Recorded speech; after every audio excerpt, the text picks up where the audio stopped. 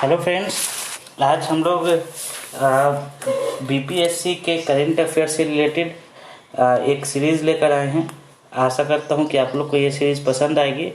हम लोग ये कोशिश करेंगे कि हमेशा आपके लिए ऐसे क्वेश्चंस की सीरीज़ आपके समक्ष प्रस्तुत करते रहें।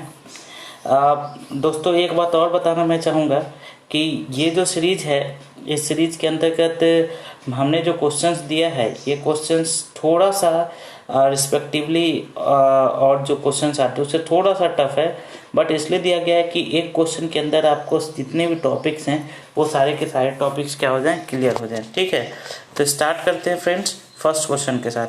तो सबसे पहला जो क्वेश्चन है वो ये है कि भारतीय मूल के अर्थशास्त्री आभास झा को दक्षिण एशिया में, तो याद रखना है कि ये आभास झा कौन है, तो ये अर्थशास्त्री हैं। ठीक है, दक्षिण एशिया में विश्व बैंक में महत्वपूर्ण पद पर नियुक्त किया गया। ठीक है, तो कहाँ पे महत्वपूर्ण पद पर नियुक्त किया गया? दक्षिण एशिया में विश्व बैंक में।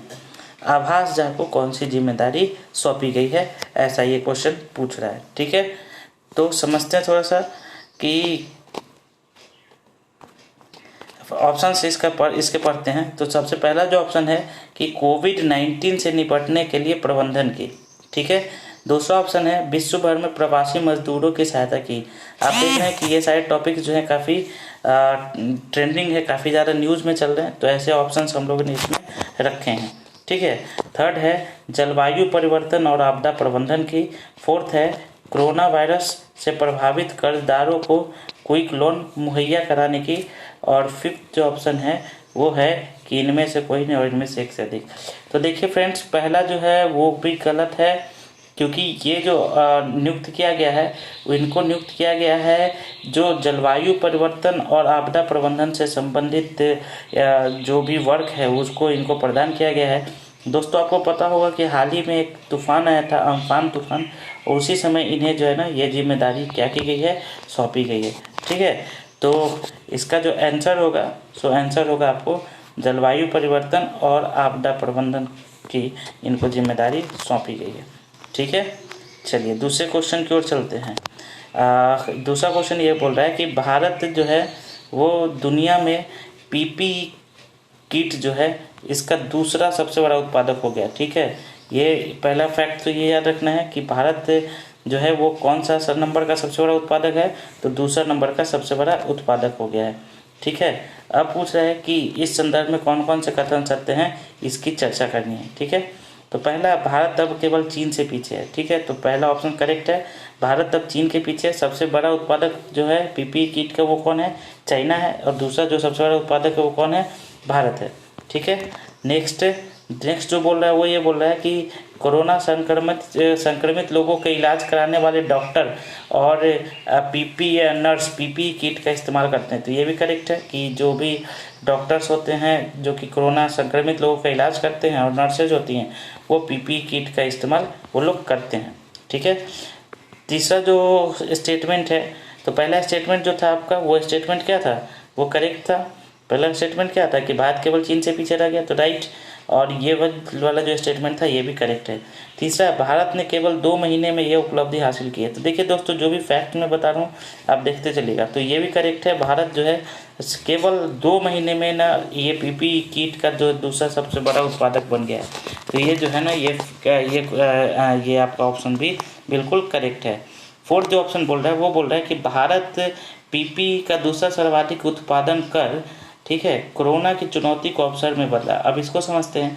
देखिए, ये तो चुनौती थी, लेकिन भारत ने इसका क्या किया, काफ़ी ज़्यादा उत्पादन किया, और काफ़ी ज़्यादा उत्पादन करने से पीपी किट का भारत क्या बन गया है, निर्यातक देश बन गया है। ठीक है, तो निर्यातक देश बन गया, तो इसका मतलब क्या हुआ कि भारत ने जो कोरोना की चुनौती थी उस चुनौती में भी अपनी जो अर्थव्यवस्था की जो जिम्मेदारी उसको संभाल के रखा है। तो ये जो फोर्थ ऑप्शन है ये भी क्या है, करेक्ट है। तो first correct, second correct, third correct और फोर्थ करेक्ट। तो आंसर क्या हो जाएगा, इनमें से एक से अधिक। ठीक है, समझ रहे हैं फ्रेंड्स।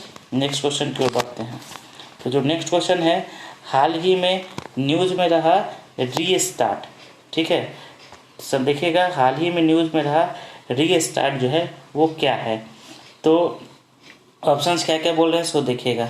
फर्स्ट ऑप्शन बोल रहा है कि पंजाब सरकार द्वारा तो इससे ये आप निकाल सकते हैं कि इसको किसने स्टार्ट किया, तो पंजाब सरकार ने। तो ये आंसर गलत है, ये स्टेटमेंट गलत है। कोरोना संकट में लोगों को जल्द से जल्द लोन देने की स्कीम, तो ये भी गलत है। लॉकडाउन के कारण प्रभावित राज्य के एमएसएमई क्षेत्र का वित्तीय लाभ पहुंचाने का आंध्र प्रदेश सरकार की स्कीम। ठीक है, तो सबसे पहला तो ये याद रखना है कि रीस्टार्ट जो स्कीम है वो किसकी स्कीम है, तो आंध्र प्रदेश सरकार की स्कीम, फर्स्ट चीज़। और इसमें किसको लोन देना है, तो एमएसएमई सेक्टर को लोन देना है। एमएसएमई सेक्टर आप लोग समझते होंगे फ्रेंड्स क्या होता है। एमएसएमई का मतलब होता है micro small and medium enterprises. जो छोटे छोटे इंडस्ट्रीज होते हैं वो इंटरप्राइजेज को क्या कहा जाता है, माइक्रो स्मॉल और मीडियम इंटरप्राइजेज।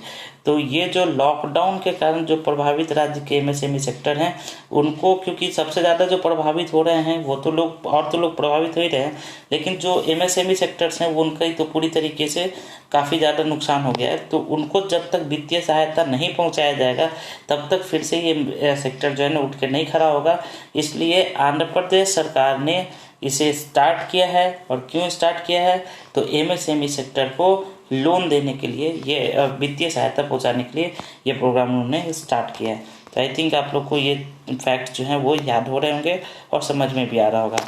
देखिए ऐसा भी स्टेटमेंट, फोर्थ स्टेटमेंट है, अम्फान चक्रवात से निपटने के लिए उड़ीसा सरकार की नीति, तो ये स्टेटमेंट भी गलत है। तो ये जो भी हमने ऑप्शंस दिए हैं वो आपको ऐसे ऑप्शंस दिए हैं जो कि आपको कंफ्यूज करने वाले हो, रिसेंट के ऑप्शन हो। ठीक है, नेक्स्ट क्वेश्चन की ओर बढ़ते हैं। तो जो नेक्स्ट क्वेश्चन है वो बोल रहा है कि सार्वजनिक क्षेत्र के किस बैंक ने कोरोना वायरस से प्रभावित अपने सभी लेनदारों को, ठीक है याद रखिएगा, सभी लेनदारों को ऋण सहायता उपलब्ध कराने की घोषणा की है। तो बताऊंगा दोस्तों कि जो एक बैंक है केनरा बैंक, उन्होंने एक स्कीम है केनरा, स्कीम का नाम याद रखिएगा, केनरा क्रेडिट सपोर्ट। ठीक है, केनरा क्रेडिट सपोर्ट, इस स्कीम के थ्रू, ठीक है, इस स्कीम के थ्रू उन्होंने क्विक लोन का मतलब क्या होता है कि तुरंत में लोन प्रोवाइड किया जाए, क्योंकि अभी क्या हो गया है, कोरोना वायरस के कारण इकोनॉमी पूरी तरीके से चरमरा गई है। तो स्कीम का नाम है केनरा क्रेडिट सपोर्ट स्कीम के तहत उन्होंने क्विक लोन प्रभावित कराने का जिम्मा उठाया है, ताकि क्या हो कि लोगों को, जितने भी लेनदार हैं उन सभी को क्या मिले, लिक्विडिटी मिल सके। ठीक है, उन सभी को क्या मिल सके, लिक्विडिटी का मतलब क्या होता है कि उनके पास पैसे जो है वो आ सकें, लिक्विडिटी उनको प्राप्त हो सके। ठीक है, और लिक्विडिटी आएगा तभी तो वो क्या करेंगे, जल्दी जल्दी अपने जो भी ये हैं, जैसे कोई भी बिल्स वगैरह है जो भी है उसको वो क्या कर सकेंगे, चुका पाएंगे। समझ रहे ना। तो ये था आपका कौन सा, फोर्थ नंबर क्वेश्चन, एंड इसका आंसर क्या होगा, तो इसका आंसर होगा आपका केनरा बैंक।